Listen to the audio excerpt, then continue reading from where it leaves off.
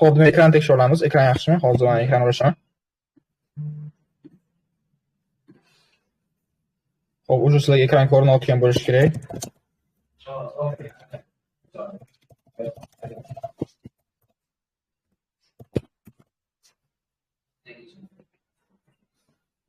Xo'p, ekran ham yaxshi bo'ladigan bo'lsa boshlaymiz. E'tiboringizni do'stlar.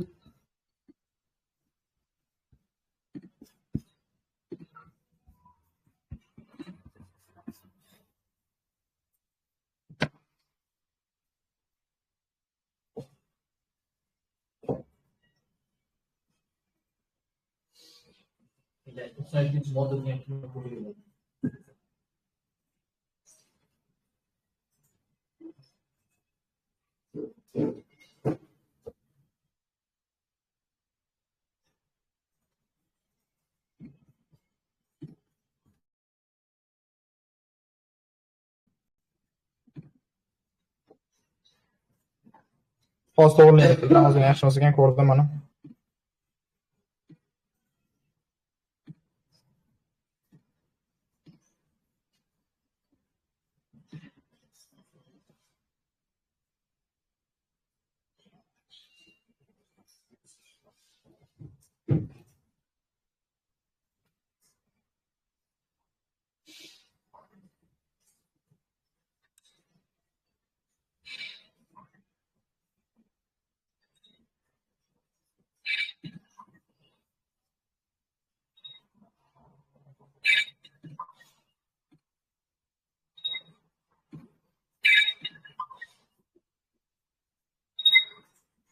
Dada hozir ekran yaxshi emas, men ham ko'rdim. Hozir to'g'rilashga harakat qilamiz. Ozgina kutib turaylik.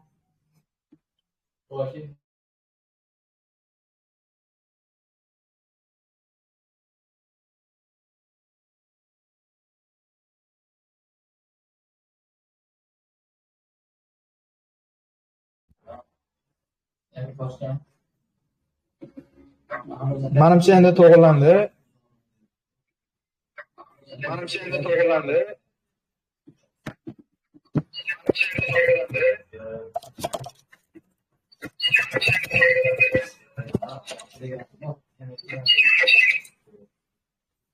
Endi chipta ko'raylik, endi yaxshimi yozvorlar? Endi to'g'rilangan bo'lishi kerak.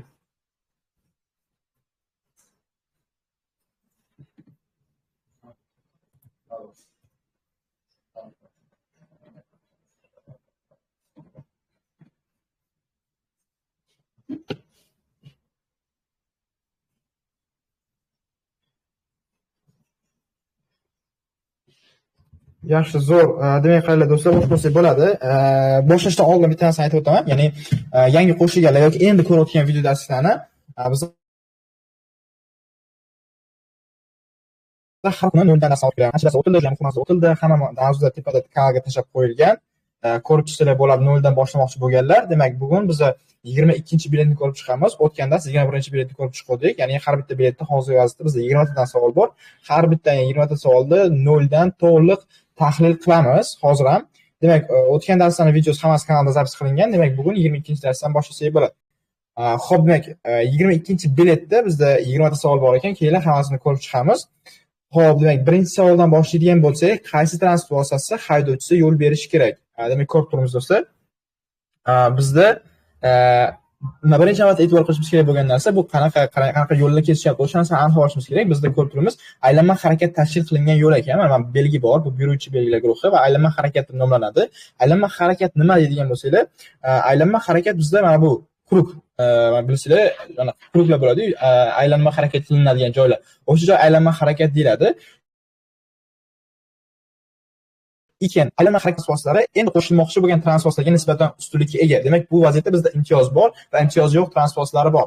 Demak, bizda hozirgi vaziyatda imtiyozga ega bo'lgan transport vositasi bu qizil avtomobil. Imtiyozi yo'q bo'lgan transport vositasi bu mototsikl haydovchisi krugga kirishdan oldin, ya'ni aylanaga kirishdan oldin bu yo'l aylanada harakatlanib kelayotgan transportlarga yo'l berish kerak. Keyin yo'l bergandan so'ng o'zi bu aylanma harakatga kirishi mumkin. Demak, kim yo'l berish kerak deyilgan ekan? Demak, bizda mototsikl haydovchisi yo'l berish kerak bo'ladi. Xo'p, keyingi savol, qayta tizilishda haydovchi boshqa transportlarga yo'l berishi kerakmi? Hali ko'pchilik qayta tizilish nimaligini bilmay qolishi mumkin. Keyin qisqacha tushuntirib o'tib ketaman. Qayta tizilish bu harakatlanish tasmasini o'zgartirish, ya'ni bu palasidan u palasiga o'tish. Palas nimaligini bilsa kerak. Bu so'z endi harakatlanish bo'lagi yoki harakatlanish tasmasi, ya'ni bitta transport harakatlanish uchun mo'ljallangan yetarli kenglikda bo'lgan mana bu tasma, ya'ni harakatlanish bo'lagi desa ham bo'ladi. Harakatlanish bo'laklari bizda chiziqlar bilan belgilanadi, yo oq chiziqlar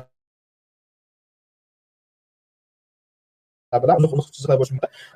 Chiziqlar bilan belgilar bilan ham belgilanadi. Demak, o'shanaqa vaqtda qayta tizilishda, ya'ni palasadan palasaga o'tishda haydovchi kimga yo'l berishi kerak?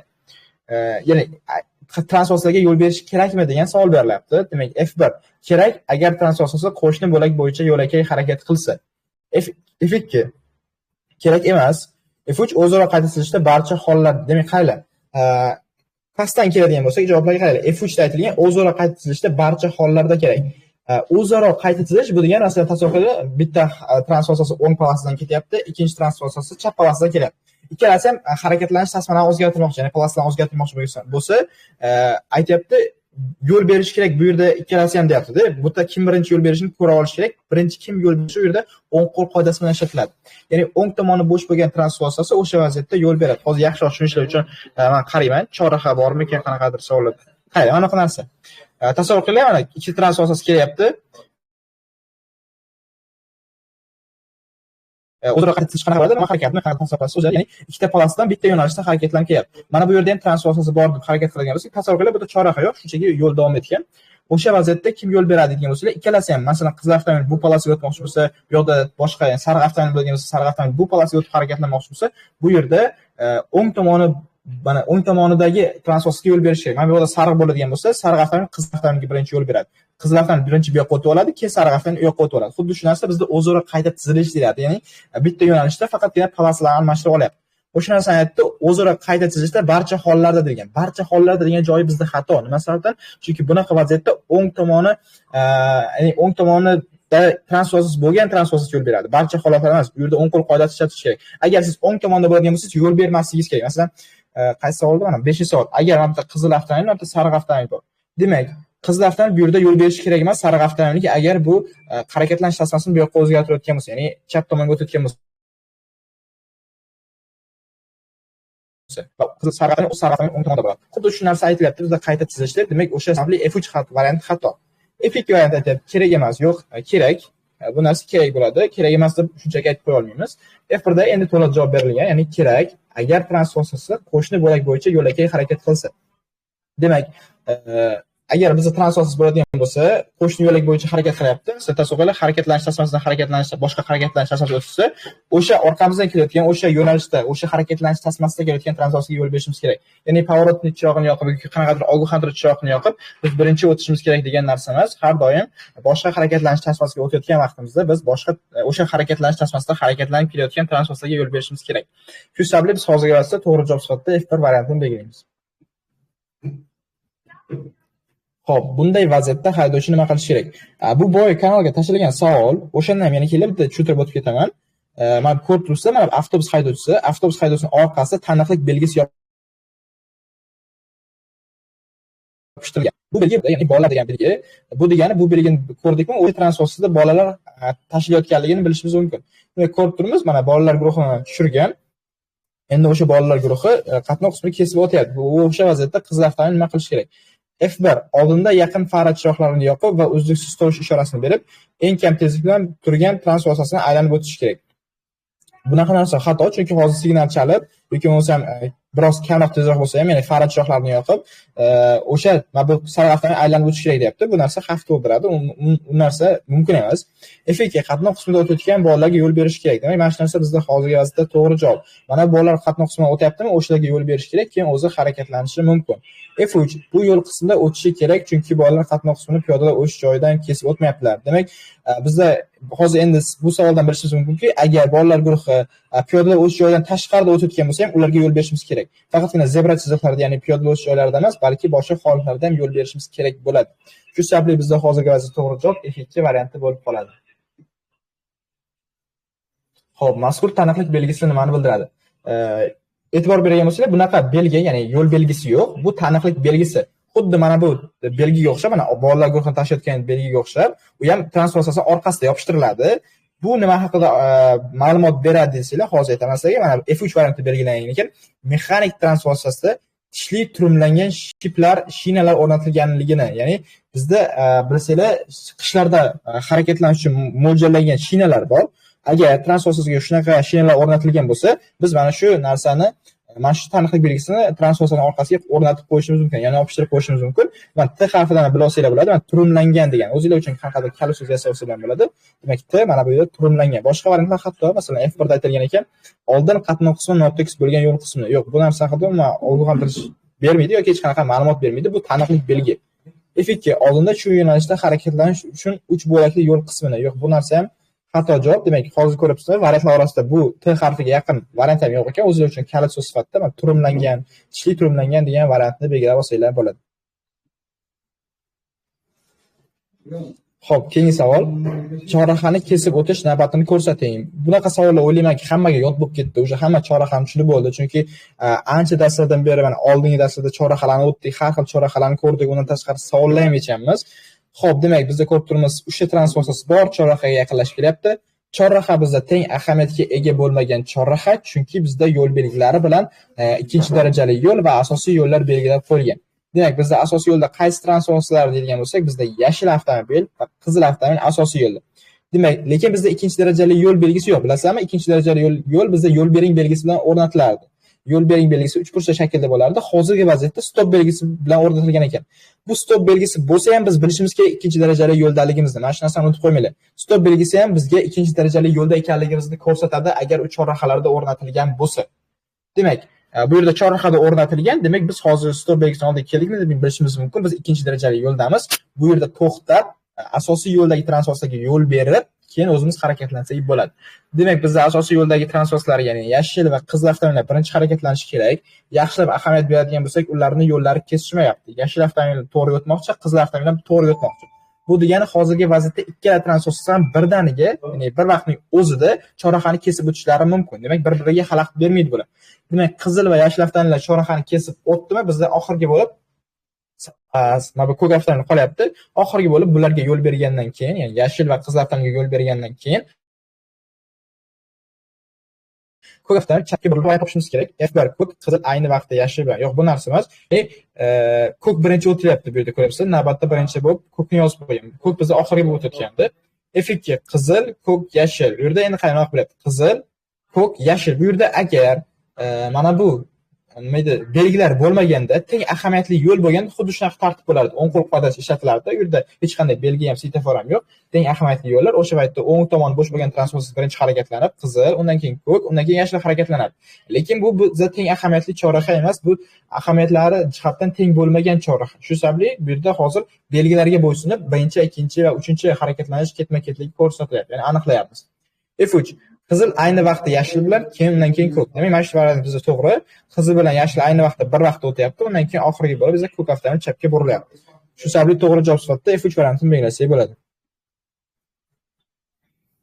Xo'p, ishlamayotgan boshqaruv ruli bilan to'xtab turish yoki ta'minlash joyiga borish ruxsat etiladi. Boshqaruv nima bilasizlar? Boshqarish uchun mo'ljallangan rulni hamma bilsa kerak nimaligini. O'sha ishlamayotgan bo'lsa, to'xtab turish yoki ta'minlash joyiga borish ruxsat etiladimi? F1 qattiq ulagicha shatakka olinganda ruxsat etiladi. F2 harakat xavfsizligini ta'minlovchi tezlikda ruxsat etiladi. F3 taqiqlanadi. Demak, bizda bu holatda umuman to'xtab turish yoki ta'minlash joyiga borish ruxsat etilmaydi agar bizda rul boshqaruv ishlamayotgan bo'lsa. Shu sababli to'g'ridan to'g'ri F3 variantini belgilab qo'ysak bo'ladi, ya'ni taqiqlanadi. Xo'p, 7-savol, bu joyda quvib o'tishga ruxsat etilganmi? Qaranglar, bu savolni kanaldan tashlandi. Yana bir marta tushuntirib o'tib ketaman. Mana bu ko'rib turibmiz temir yo'l kesishmasi, ya'ni temir yo'l bilan qatnov qismi kesishgan, yana rels o'tgan. Bu yerda mana shlagbaumsiz temir yo'l kesishmasi degan belgi ham o'rnatilgan. Bu ogohlantiruvchi belgi, ya'ni oldinda shlagbaumsiz temir yo'l kesishmasi borligini ko'rsatadi. Demak, ko'rib turibmiz, mana bu yerda shlagbaum yo'q. Undan tashqari bu bir o'zli temir yo'l kesishmasi ekan. Demak, endi bizda quvib o'tish bo'yicha savol berilyapti. Hozirda juda ham chuqur temir yo'lni arxalash kerak emas, ya'ni temir yo'l emas. Biz hozir e'tibor berishimiz kerak bo'lgan narsa bu masofasi. Ko'rib turibmiz, mana bu sariq avtomobil yoki yashil avtomobildan temir yo'lgacha bo'lgan masofa bizda qanaqadir 100 metrdan kam bo'lgan masofa chiqadi. Bizda bir qoida bor, ya'ni temir yo'l kesishmalariga 100 metrdan kam masofa qoladigan bo'lsa, quvib o'tish taqiqlanadi. Bo'ldi. Mana shu narsani eslab qolsanglar, bunaqa temir yo'l kesmalariga oid bo'lgan quv bo'yicha savollarda umuman deyarli chalg'imaysizlar yoki hatto javob bermaysizlar. Demak, hozir aytganimdek 100 metrdan kam bo'ladigan bo'lsa, quv bo'yicha mumkin emas. Agar 100 metrdan ko'p bo'ladigan bo'lsa, hali oldinda temir yo'l kechmasiga borganimizcha 100 metrdan ko'p masofa bo'ladigan bo'lsa, u vaqtda quv bo'yicha bo'ladi, lekin 100 metrdan kam qoladigan bo'lsa, quv bo'yicha mumkin emas. Demak, ko'rib turibmiz, bu shunchaki ko'z bilan ham chamalasa bo'ladi, bu 100 metrdan kam. Aniq. Demak, hozirgi vaziyatda demak F2 varianti, ya'ni taqiqlanadi, quv o'tishga ruxsat etilmagan degan variantni belgilasak bo'ladi. Xo'p, qaysi transport vositasi haydovchisi yo'l berishi kerak? Demak, ko'rib turibmiz do'stlar, mana bu yerda yuk avtomobili harakatlanib kelyapti va ikkinchi bilishimiz mumkin, mana bu belgi bizda tik balandlik belgisi. Bu degani hozir harakatlanib kelayotgan yo'limiz mana bu belgidan keyin tik balandlikka qarab ketyapti, ya'ni balandlik bor oldimizda. Ya'ni mana bu yo'l bizda balandlik. Demak, o'sha vaqtda ko'rib turibmiz, mana bu yashil avtobusning haydovchisini oldiga toshlar tushib qolgan, ya'ni yo'lni to'sib qo'ygan. Bu vaqtda kim yo'l berishi kerak deyapti. Demak, hozirgi vaqtda transportlar o'tish uchun bo'lgan masofa mana bu. Ya'ni mana bu joyda transportlar o'tib qaytsa bo'ladi, chunki mana bu avtobusning oldida toshlar bor. Demak, o'sha vaziyatda bitta transportlar o'tadigan joy bo'lib qoldimi, bu yerda yuqoridan tushib kelayotgan transportlari, balandlikdan tushib kelayotgan transportlari balandlikka chiqayotgan transportlarga yo'l berishi kerak. Hattoki o'zini yo'lda bo'ladigan bo'lsam, ya'ni uni yo'lda bo'm-bo'sh bo'lib, bu ana yuqoriga chiqayotgan transportlarning yo'li yopilib qolgan bo'lsa ham, o'sha vaziyatda pastga tushib kelayotgan transportlarga yo'l berish kerak bo'ladi. Demak, shu sababli ko'rib turibmiz, yuk avtomobil pastga tushib kelyapti. Mana bu avtobus haydovchisi tepaga yuqoriga ko'tarilyapti. Demak, avtobus haydovchisi bu yerda ustunlikka ega. Nima satadigan bo'lsa, u ham ko'rishingiz mumkin, bu tik balandlik belgisi. Demak, o'sha vaziyatda yo'lning tor qismlarida, mana tik balandlik belgisi o'rnatilgan joyda, yo'lning tor qismlarida o'sha balandlikka qarab chiqib kelayotgan transport ustun bo'ladi. Demak, o'sha sababli biz hozirgi vaqtda avtobus haydovchisini birinchi harakatlantirishimiz mumkin.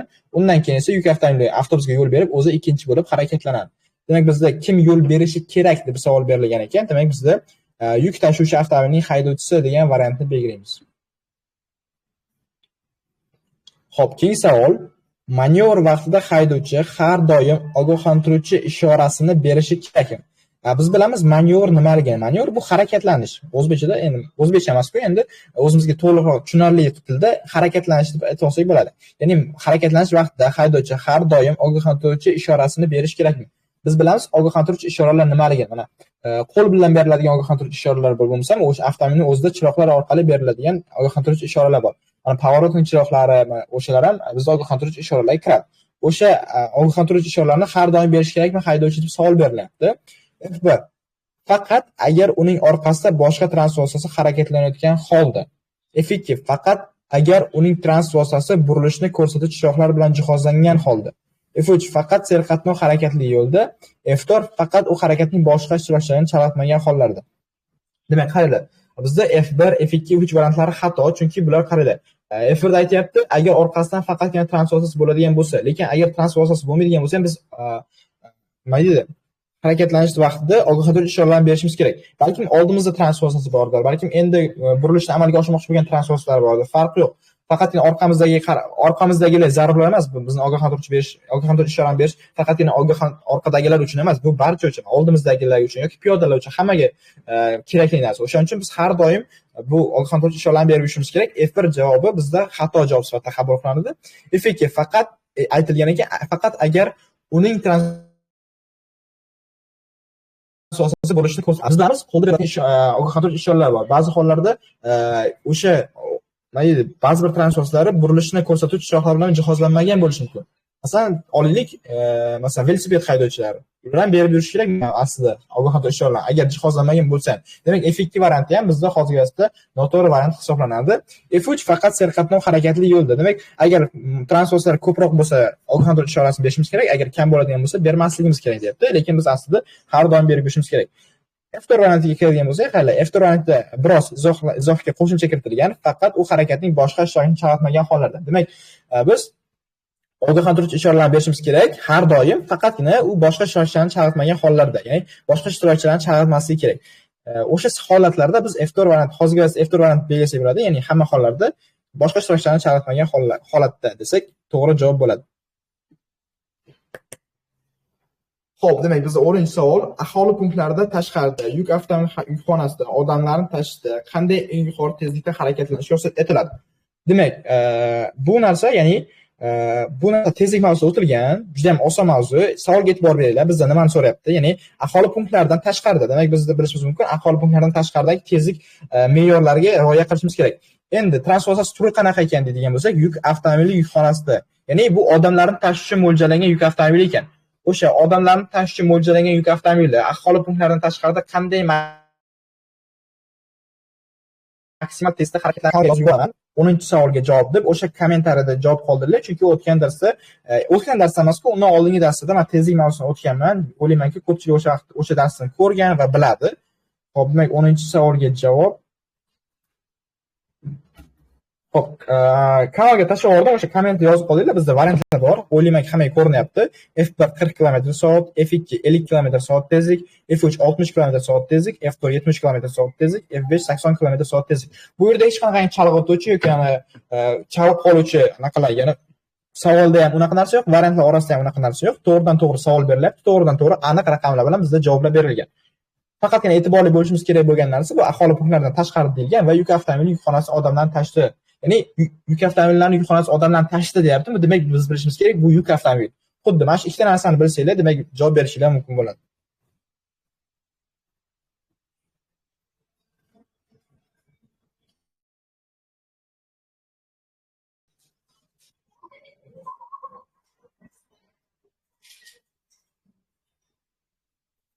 Xo'p. Yaxshi, ko'pchilik javob berdi. Men variantlar orasida ko'raman, ko'pchilik har xil javob bergan. F4, F2, F3, F5 hamma javoblar bor. Xo'p, demak qaranglar do'stlar, endi men sizlarga tushuntiraman. Biz endi tushuntiradigan narsa yo'q, bu narsa aytib o'tib ketaman.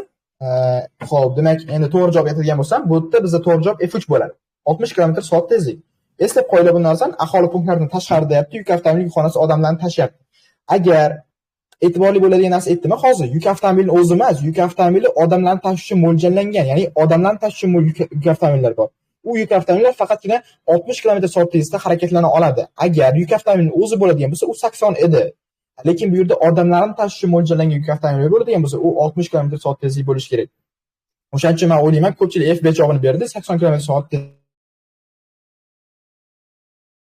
lekin hozir oddiy yuk avtomobili emas, u odamlarni tashishi mo'ljallangan yuk avtomobili. O'sha sababli biz hozirgi darsda to'g'ri javob sifatida F3 ni, ya'ni 60 km/s tezlik degan variantni olishimiz kerak.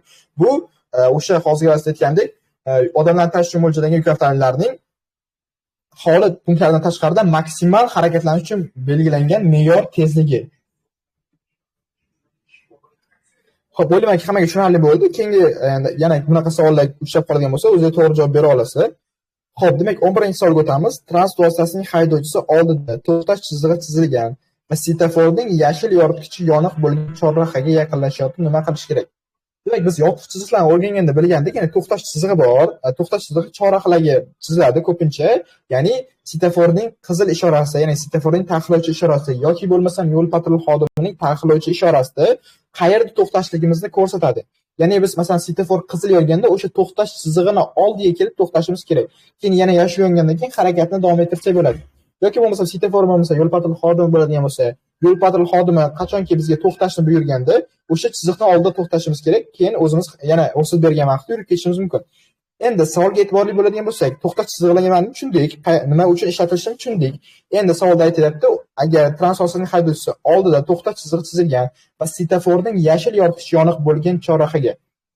Demak, svetoforning yashil yoritgichi bizda harakatlanishga ruxsat beradi, u taqiqlamaydi. Lekin biz to'xtash chizig'ini oldida to'xtashimiz kerak, faqat qachonki svetoforning qizil ishorasi yongan bo'lsa. Lekin yashil ishorasi yonib turgan bo'lsa, demak biz to'xtamasdan harakatlanib ketsak bo'ladi. Faqatgina bu aytgandek, taqiqlangan holatlarda, ya'ni yo'l patrul xodimining yoki svetoforning taqiqlovchi ishorasi to'xtashimiz kerak bo'lgan joyni ko'rsatadi. Demak, F1 variantda aytilgan to'xtash chizig'ida to'xtash, so'ng esa harakatni qayta tiklash. Yo'q, bu variant hozirgi darsda xato.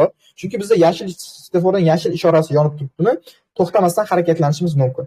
F2 to'xtamasdan chorraha orqali harakatni davom ettirish. Demak, hozirgi darsda to'g'ri javob F2. Hozirgina aytgan narsamni, ya'ni ko'rsatib aytib qo'yibdi. Demak, to'g'ri javob sifatida F2 ni olsak bo'ladi. Xo'p, 12-savol. Qaysi transport vositasining haydovchisi aylanma xatli kesmaga to'g'ri chiqadi?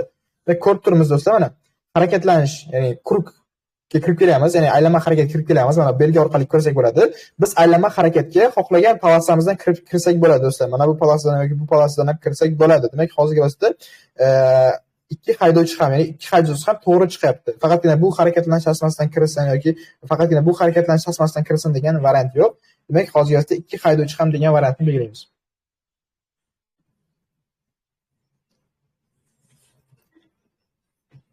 Xo'p, bu belgida qaysi yuk avtomobilni harakatini davom ettirishi mumkin?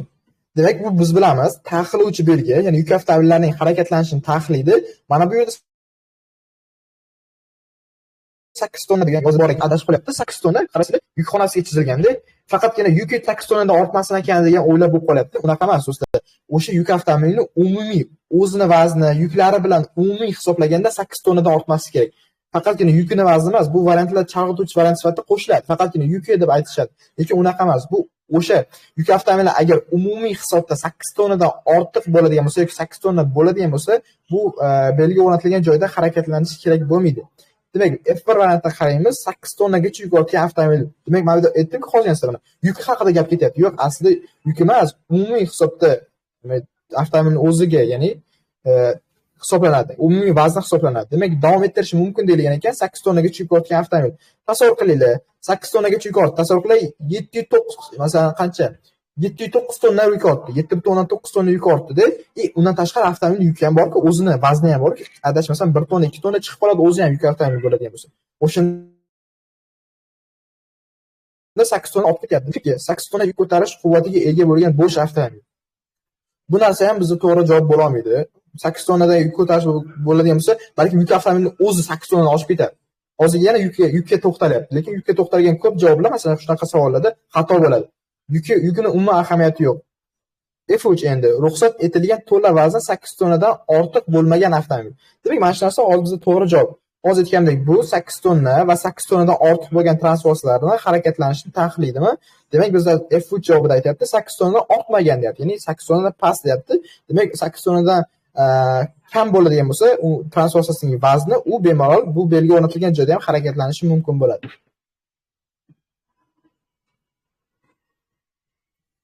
Xo'p, 14-savol. Qaysi belgi kesishadigan yo'l bo'ylab harakat qilayotgan transport vositasiga yo'l berish majburiyatini yuklaydi? Demak, shunchaki savoldan tushunib olsak ham bo'ladi. Yo'l berishimizni bildik kerak. Ya'ni qaysi belgi olib kelgan bo'lsa, xo'p, demak, aytib qo'yman sizlarga, hozir bizda 4-variant bizda to'g'ri. Chunki bu belgining nomi yo'l bering belgisi. Bu belgisini ko'rganimizda, ya'ni bu belgisi oldimizdan chiqadigan bo'lsa, bilishimiz kerakki, biz boshqa transportlarga yo'l berishimiz kerak. Biz ikkinchi darajali yo'ldamiz. Bu belgi, ya'ni biz ikkinchi darajali yo'lda ekanligimizni ko'rsatadi. Qolgan belgilar bizda umuman yo'l bering, ya'ni belgisiga umuman daxli bo'lmagan joy. Mana bu F1-variant bizda qo'shimcha axborot ishora belgisi. Faqatgina bizga yo'nalishni ko'rsatadi. Bu yo'l berishimiz majburiyatini yuklamaydi. Ikkinchi belgi bizda imtiyoz belgisi. Bizda bu belgi nimani bildiradi desanglar, bu asosiy yo'l va ikkinchi darajali yo'llarni bildiradi. Ya'ni asosiy va ikkinchi darajali yo'llar kesishuvini bildiradi. Qayli, agar mana shu belgi sizlarning oldingizda bo'ladigan bo'lsa, siz mana bu yo'lda harakatlanib ketayotgan bo'lasiz-da. Mana sizni qalin qora chiziqda ko'rsatilgan. Demak, to'g'riga harakatlanib ketayotgan yo'limiz asosiy, bizga tutashiga ikkita ko'cha esa ikkinchi darajali yo'l. Xuddi shu narsani bu ko'rsatadi imtiyoz belgisi. Xo'p, uchinchi belgi bizda ro'paradan harakatlanayotgan transportning ustunligini bildiradi. Bu hech qanaqa yo'l berishimiz kerakligini ko'rsatadi. Ya'ni yo'l berishimiz majburiyatini bildiryapti, ro'paradan ketgan transport ustun. Lekin boshqa tomondan harakatlanib kelgan transportga biz yo'l berishimiz kerakligini ko'rsatmaydi. 5-belgi hozir ko'rgan belgimiz taqiqlovchi belgi, ya'ni ma'lum bir miqdordagi transportlar harakatlanish taqiqlanadi. Hozirgi 8 tonna deb yozgan ekan. Demak, biz hozirgi F4 variantini, ya'ni 4-variantni yo'l bering belgisi bo'lganligi uchun belgilashimiz mumkin. Xo'p, 15-savol. Ruxsat etilgan to'la vazni 3,5 tonnadan kam bo'lgan yuk avtomobilining haydovchisiga avtomagistralda nima taqiqlangan? Demak, bizdan so'ralyapti. Bir oylik ruxsat etilgan to'la vazni 3,5 tonnadan kam. Ya'ni bizda yuk avtomobil bor ekan, o'sha yuk avtomobilning vazni 3,5 tonnadan kam ekan. Avtomagistrallarda o'sha transport haydab ketayotgan haydovchiga nimalar taqiqlanadi? F1 3 bo'lakli yo'lning ikkinchi bo'lagidan harakatlanish, F2 orqa bilan harakatlanish, F3 mexanik transportlarni shatakka olish, F4 barcha sanab o'tilgan harakatlar. Demak, mana shu savolga ham keldi, sizlar o'zingizlar javob berishga harakat qilib qo'yinglar, nima deb o'ylaysizlar? Avtomagistrallarda bir nechta taqiqlangan holatlar bor edi. Keyin o'zingizlar harakat qilib qo'yinglar, nima bo'ladi keyin agar javob berib bo'lganlardan keyin o'zim men sizlarga tushuntirib beraman qanaqa bo'lishini. Demak, kanalga yozib qo'yaman 15-savolga javob.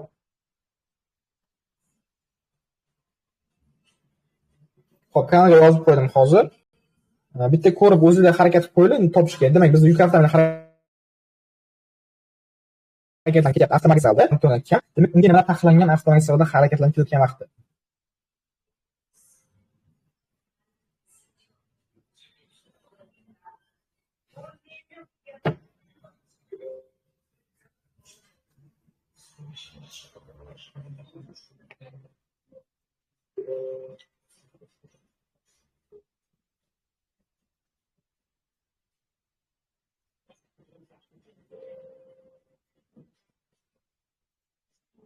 Xo'p, yaxshi.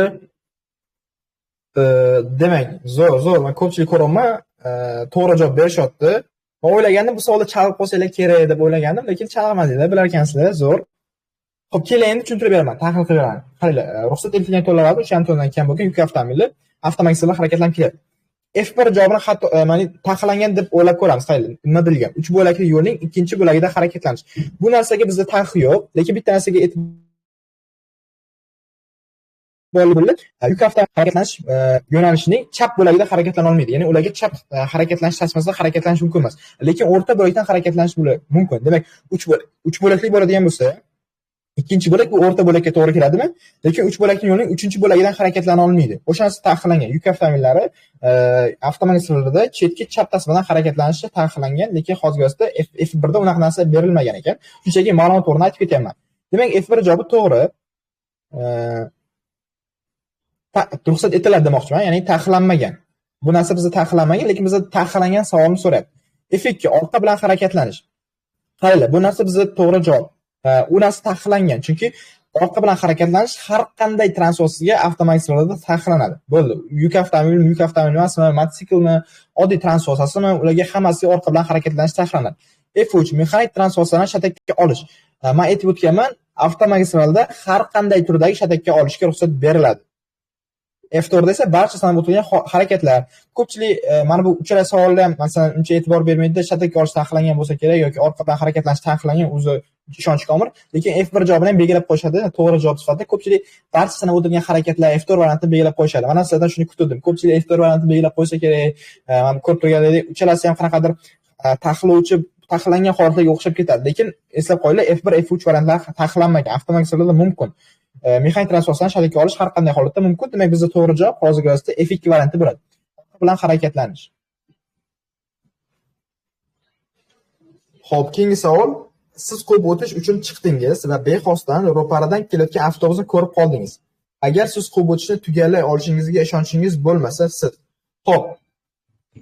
Savolni hamma tushunadi, adashmasam. Demak, biz qo'yib o'tishga chiqdik, yana qarama-qarshi yo'nalishga chiqib oldimizdagi transportni quvib o'tyapmiz. Ya'ni biroz tezlik oshirib, o'tib ketmoqchimiz o'sha transportdan.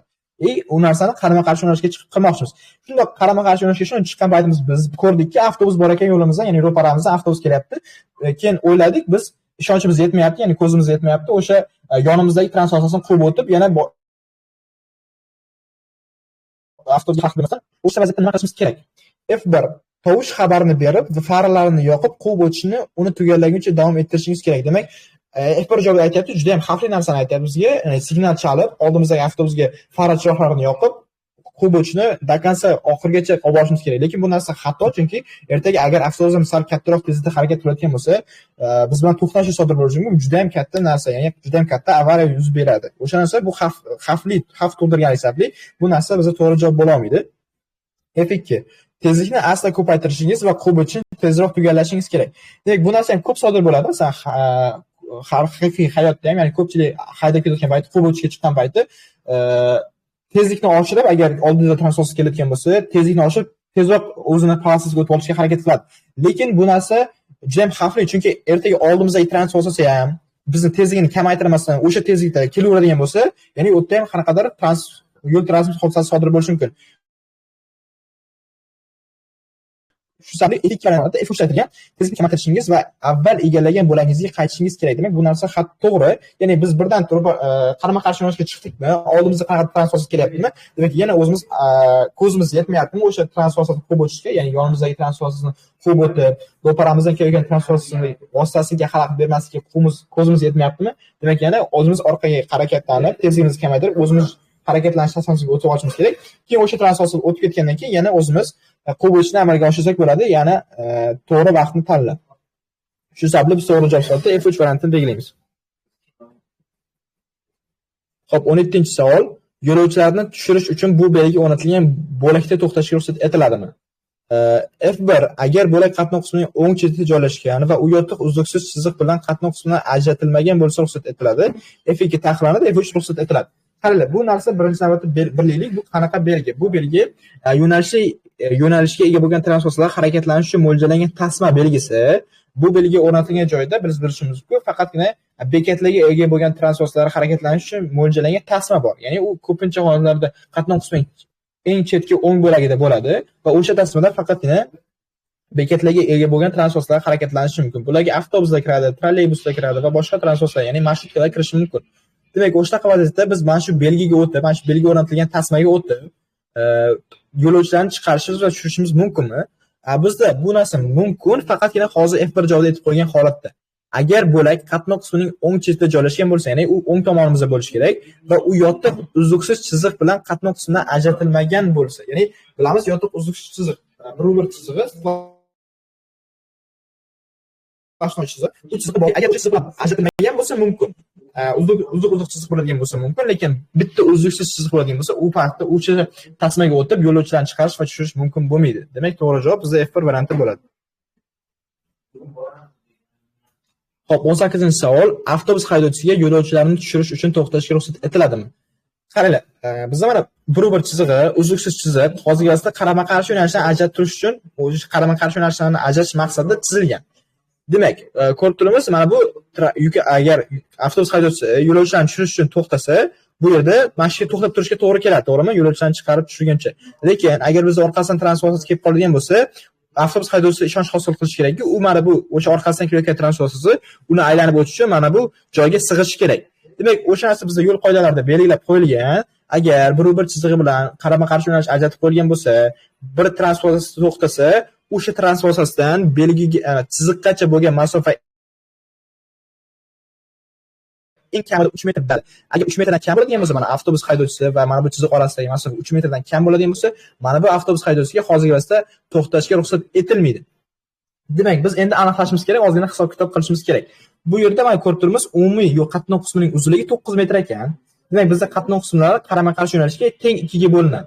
Demak, 2 ga bo'linadigan bo'lsa, mana bu chiziqdan, bir chizig'idan bu qatnov qismigacha bo'lgan masofa 4,5 metr bo'lib chiqadi, to'g'rimi? Demak, 4,5 metr bo'lib chiqadigan bo'lsa, biz o'zimiz o'ylab ko'rishimiz kerak. Avtobusning kengligi albatta 1,5 metrdan uzun bo'ladi. Tasavvur qilaylik, 4,5 metr bo'ladigan bo'lsa, biz 3 metr joy qoldiradigan bo'lsak, avtobus kengligiga 1,5 metr joy qolyapti. Ya'ni avtobus 1,5 metr bo'lishi kerak bu narsa uchun. Lekin avtobus bizda 1,5 metrdan uzunroq bo'ladi, kengligi uzunroq bo'ladi. Shunda bizda 3 metrdan kamroq masofa qoladi. Demak, bu vaziyatda avtobus haydovchisiga yo'lovchilarni tushirish uchun to'xtashga ruxsat etilmaydi, bu narsa taqiqlanadi. Xo'p, 19-savol. Xo'p, ko'rdingiz do'stlar, tiagichlik mana buni aytyapti. Mana bu yuk avtomobilni bizni tiagich deb nomlagan. Xo'p, ko'rdingiz, xavfli burilish o'sha joyda nima qilish kerak? Bir xavfli, qaranglar, bu savol o'ylayman, rasmda ozgina xatolik bor. Aslida rasmda mana bu uzluksiz, mana uzuq chiziqlar bor-ku, bu uzilmagan chiziqlar bo'lishi kerak. Ya'ni bir splashon chizig'i chizilishi kerak bo'lardi. Hozirgi vaziyatda qaranglar, variantni o'qib ko'radigan bo'lsak, xavfli burilishdan 100 metr o'tib turib to'xtash va orqasida to'plangan transportga o'tkazib yuborishi. F2 o'sha tezlik bilan harakatni davom ettirishi. F3 qo'li bilan o'zini ro'parda bo'lakdan quvib o'tishlariga haqida ishora qilishi kerak. Hozirgi vaziyatda bu joyda to'xtashi, mana bu transportlardan quvib o'tishi mumkin emas, orqasidagi transportlar o'ta olmaydi. O'sha sababli hozirgi vaziyatda bu tiyagich haydovchisi yo'l berishi kerak. F2 variantda o'sha tezlik bilan harakatni davom ettirishi kerak deyilgan.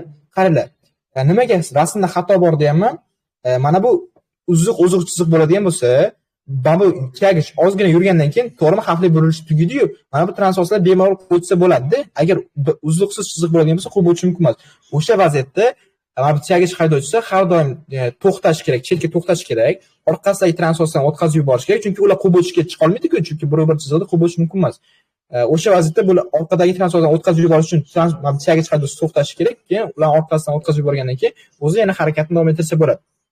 Hop, F ishlatilgan qo'li bilan o'zaro o'zini ro'para bo'layotgan quburchilari haqida ishora qilishlari kerak. Demak, bu narsa ham xato.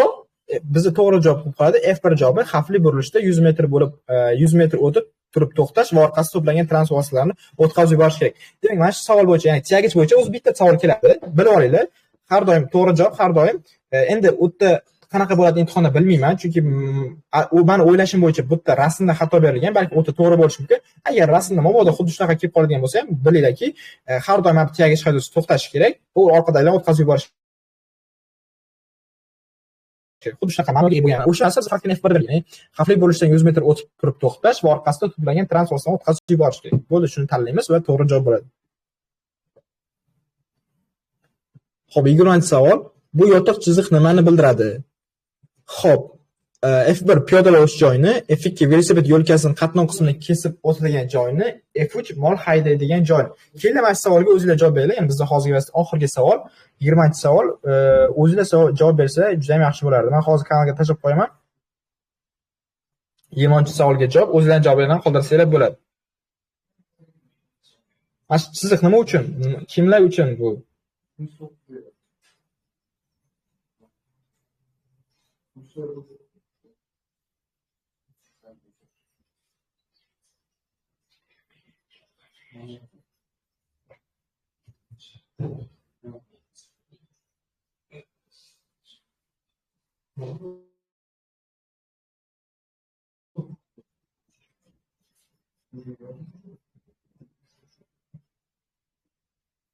Xo'p, zo'r. Hozir variantlar ko'rib javoblarni ko'rib chiqyapman. Demak, ko'pchilik biladi bu chiziqni. Demak, yaxshi. Xo'p, hozir ko'pchilik to'g'ri javob bergandan keyin bu chiziq velosiped yo'lkasi qatnov qismini kesib o'tgan joyni bildiradi. Demak, bizda masalan korpusdan qatnov qismi, endi velosipedlar ham qatnov qismini kesib o'tishi kerak. O'sha vaziyatda shunaqa chiziqlar bilan velosipedlar o'ziga yo'l, ya'ni velosipedlar uchun yo'l chizilganda, mana shu yerda velosipedlar qatnov qismini kesib o'tishi mumkin bo'ladi. Demak, to'g'ri javob sifatida shu sababli F2 tanni belgilasa bo'ladi. Ya'ni velosiped yo'lkasi qatnov qismini kesib o'tilgan joyini. Xo'p, do'stlar, mana 20 savol tahlil qilib bo'ldik. O'ylaymanki, hammaga tushunib oldi, bilmaydigan joylarni bilib oldi yoki qanaqadir joylarda chalg'iydi degan savollari bo'lgan bo'lsa o'shalarni tushunib oldi. Men xudo xolisa hammasini to'liq tahlil qilishga harakat qildim. Bitta tahlil qilib berdim. Xo'p, demak, do'stlar, hammasi tushunarli bo'ldimi? Oxirida yana har doimgidek savollar bo'ladigan bo'lsa yozib qoldirsanglar bo'ladi. Hammasi tushunarli bo'lgan bo'lsa tushunarli yoki qanaqadir yangi narsalar o'rgangan bo'lsanglar aytib qoldirsanglar bo'ladi.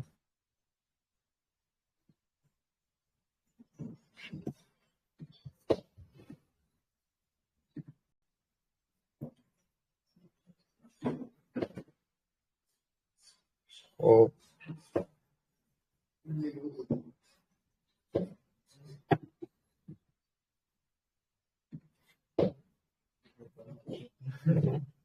Hop, endi bu yog'iga ozgina savollarga javob beramiz. Undan keyin tugatsak bo'ladi. Lekin hozir savollar bo'ladigan bo'lsa javob beraman yoki hammasi tushunarli bo'lgan bo'lsa o'qib ko'raman.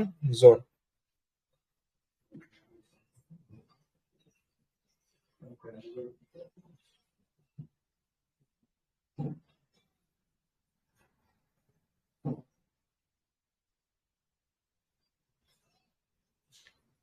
Xo'p, zo'r, ko'pchilik tushunibdi. Bu juda ham yaxshi.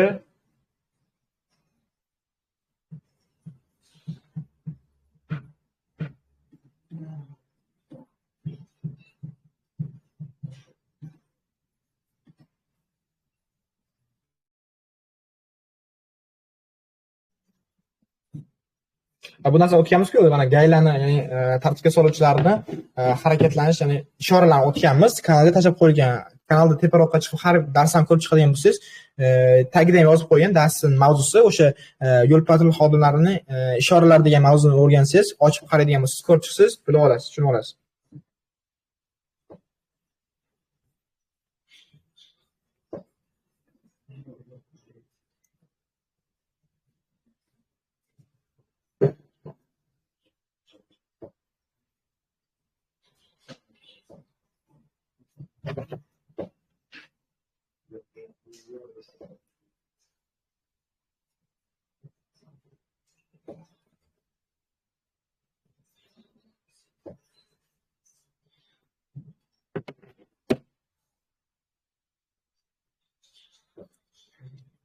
Yo, imtihonda boshqacha o'zini sayti bo'ladi. Shirkka olish unaqa narsada boshqa transportatsiyasini qanaqadir sabablarga ko'ra o'chib qolishi, yura olmasligi o'sha vaqtda boshqa transportatsiya arqon bilan yoki boshqa temir moslama bilan, temir qattiq ulagich bilan shatakka olib ketadi. Yo bo'lmasa qisman ortish usuli bilan, ya'ni evakuator mashinalarni bilsanglar, o'sha narsalarga xuddi qisman ortish usuliga o'xshab, ya'ni shatakka olish bo'ladi. O'sha hozir aytgandek shatakka olish bu boshqa transportatsiyani nima deydi, tortib ketish, o'sha narsa shatakka olish bo'ladi.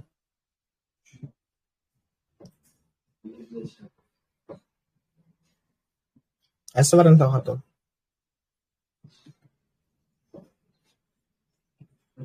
Qaysi transportlarga harakatlanishga ruxsat berilgan?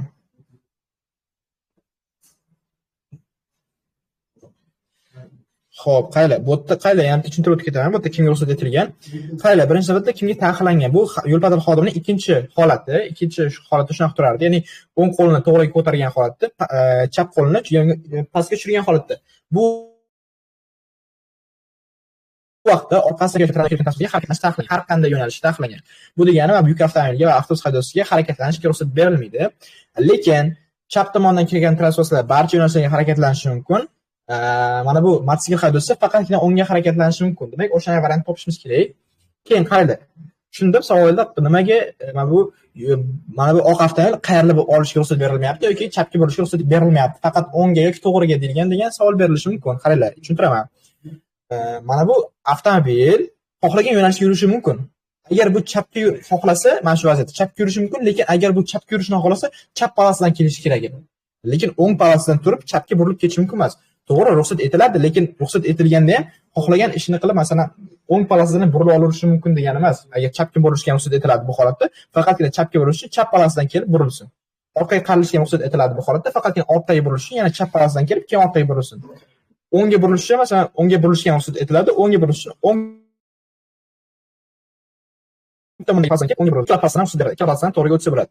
Demak, bizning to'g'ri javob mana mototsiklga o'ngga, mototsiklga chunki faqatgina o'ngga ruxsat beriladi bu holatda. To'g'risidan ro'parasidan kelgan transportga faqatgina o'ng tomonga, chap tomondan, chap yelka tomondan kelgan transportga barcha yo'nalishlarga, lekin e'tibor beradigan bo'lsak, bizda mana oq avtomobil o'ng palasida kelyapti, ya'ni o'ng harakatlanish tasmasida kelyapti. O'ng harakatlanish tasmasida kelayotgan bo'lsa, hozirgisi faqat to'g'riga harakatlanadi, faqat o'ngga harakatlanadi. Shu sababli yengil avtomobilga to'g'riga va o'ngga degan variant berilgan. Mana variantda chalib qolgansiz, mana mototsiklga o'ngga, yengil avtomobilga barcha yo'nalishlarga, to'g'ri barcha yo'nalishlarga, lekin bu barcha yo'nalishlarga harakatlana olmaydi bu holatda. Chunki ikkita harakatlanish tasmasiga ichki o'ng harakatlanish tasmasidan chapga qayrilib burilish yoki qayrilib borish mumkin emas. Bu narsani qilsa bo'ladi. Gayni bu ishorasida faqatgina bu harakatlanish tasmasidan kelishi kerak edi. O'sha narsaga chalib qolgansa, keyingi safar chalg'imasa degan umiddaman. Hamma tushunadi degan umiddaman.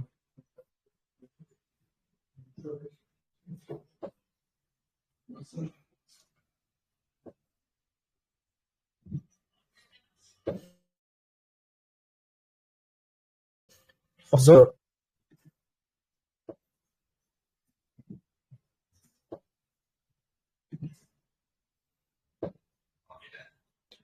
Xo'p, demak,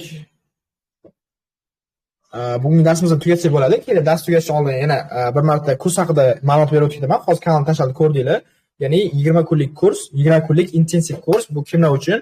Imtihonga kirmoqchi bo'lganlar uchun fevralda va noldan o'rganayotganlar uchun yoki bo'lmasa imtihonga kirib, yiqilib, ya'ni yecha olmayotganlar uchun, o'ziga ishonchi bo'lmayotganlar uchun biz sizlarni 20 kunda noldan tayyorlab beramiz. Ya'ni 20 ta yechish darajasiga chiqamiz. Ya'ni imtihondan o'tishlarga, nazariy imtihondan o'tishlarga kafolat beramiz. Demak, kursimiz narxi 200 ming so'm. Kurs tez kunda boshlanadi. Tez orada boshlanishi nazarda ko'zda tutilgan. Shu 1-2 kunlar ichida boshlanadi. Xo'p, kurs haqida to'liq ma'lumot uchun kursga ro'yxatdan o'tish tugmasini bosib, admin bilan bog'lansanglar bo'ladi. To'liq ma'lumot beradi. Hozir o'tgandek bu kursga 20 kunda yoqqanlar bo'ladi. Kurs narxi 200 ming so'm. Demak, kim qiziqadigan bo'lsa, adminga yozib, to'liq ma'lumot olsa bo'ladi. Xo'p, demak do'stlar, bugun darsimizni tugatsak bo'ladi. O'ylaymanki, juda ham yaxshi dars bo'ldi. Hamma o'zi bilmagan savollarga javob oldi yoki bo'lmasa biroz bo'lsa ham biletlarni tahlil qilib o'rgandi, ya'ni qanaqa tahlil qilishni o'rgandi. Demak, bugun darsimizni tugatsak bo'ladi. Xudo xolasa keyingi darsimiz ertaga bo'ladi. Xo'p, meni maslahatim sizlarga har doim testlarni yechaveringlar. Imtihoninglar bo'ladigan bo'lsa, shablon testlarni yechib, yaxshilab tayyorlaninglar. Savollar bo'ladigan bo'lsa, xudo xolasa har kun shunaqa darslarda savollarga javob beramiz va darslarni o'tamiz. Hammaga rahmat do'stlar, keyingi darsda ko'rishguncha.